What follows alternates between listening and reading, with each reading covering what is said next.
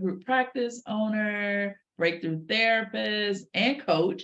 I am super excited. I'm here with Miss Jolia, one of our amazing therapists that gets to work with our couples and some of our individuals. Today, I wanted to ask her about sex. Yes. So, Julia, what are 5 reasons that people are not having sex in marriages? Ooh. Well, to begin, let's just throw it out there that lack of connection. I mean, think about it. No more date nights, not being able to express your vulnerable side to your partner, not being able to have that fun, connection, feeling like this is, someone you're vibing with versus just a roommate. Yeah. So unfortunately, that's one of the main issues. The second one is hormones, menopause, erectile dysfunction. I mean, our body is changing, and unfortunately, when that happens, even our sex life is going to change. We have to find a different way to connect. Thirdly, um, mixed max expectations. If I'm thinking we should be having sex, every day at this time, no matter it needs to be about an hour, something someone's like, you know what, once a week sounds pretty good for me.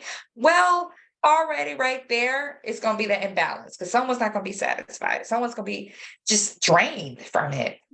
Next, insecurities. We got to recognize how do we view sex? What did we learn from our upbringing? What do we expect now with how we show ourselves to our partner? If we don't feel like we can do that, then fortunately, that causes some complications.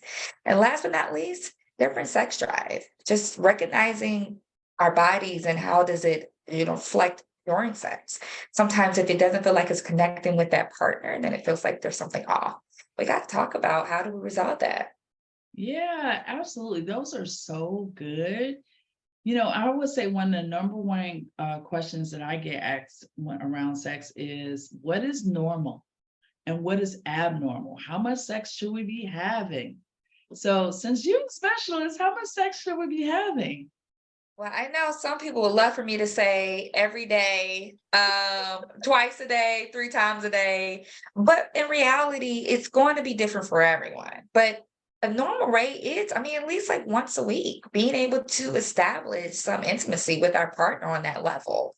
And then something that's completely abnormal, definitely. If you're finding yourself once a month or, just even at this place where it feels like intimacy is a job in that way, that's where, okay, you really need to check that out because now it's becoming like an avoidant feel versus, hey, let's enjoy each other feel. Yeah. It made me think of someone when it was like asked that question. They were like, what was the last holiday? I think we did it that day. Happens. That really Yeah. does. It's like the holiday sex. At least I know I'm getting on my birthday Yeah. or certain holidays. And Or that right travel there, sex. We hear or about travel travel sex all sex. the time, right? Yeah. Right. And so now one person wants to go on and on with the, traveling, and the other person's like, no, I'm exhausted because I know exactly what that means. Now traveling is not Yeah. even fun because we gotta have sex sometimes. Yeah. Yeah. So it's about so many different things. You really sometimes have to like pull back the covers and figure out what is causing us not to be connected in this way.